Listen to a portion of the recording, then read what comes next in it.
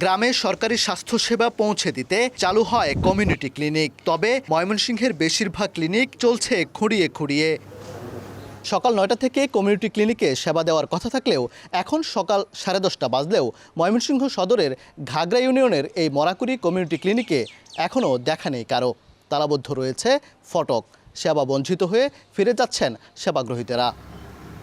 একই অবস্থা অন্য এলাকাতেও। খাগডহর ইউনিয়নের বাহাদুর মির্জাপুর কমিউনিটি ক্লিনিকে দুপুর 12টার দিকে গিয়েও তালাবদ্ধ পাওয়া যায়। এ নিয়ে বিস্তর অভিযোগ স্থানীয়দের।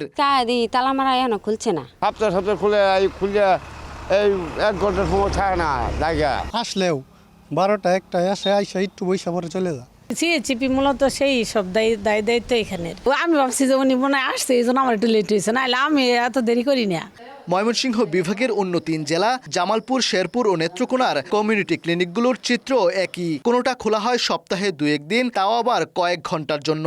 বেশিরভাগ সময় অনুপস্থিত থাকেন স্বাস্থ্যকর্মীরা। মিলছে না চাহিদা মাফিক ওষুধ। এতে কাঙ্ক্ষিত সেবা পাচ্ছেন না গ্রামের বাসিন্দারা।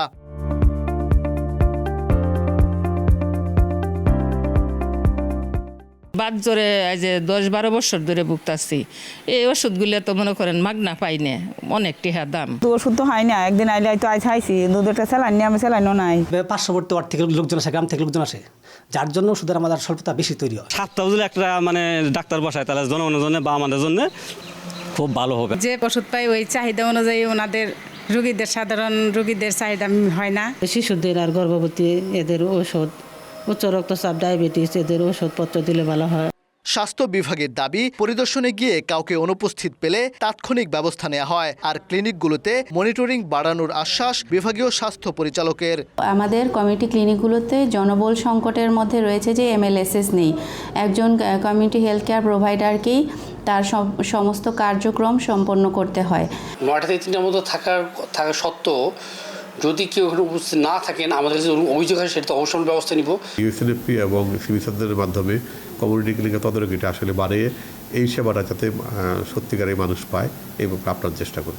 স্বাস্থ্য বিভাগের তথ্য মতে ময়মনসিংহ বিভাগে কমিউনিটি ক্লিনিকের সংখ্যা 1270টি। উবায়দুল হক, সময় সংবাদ, ময়মনসিংহ।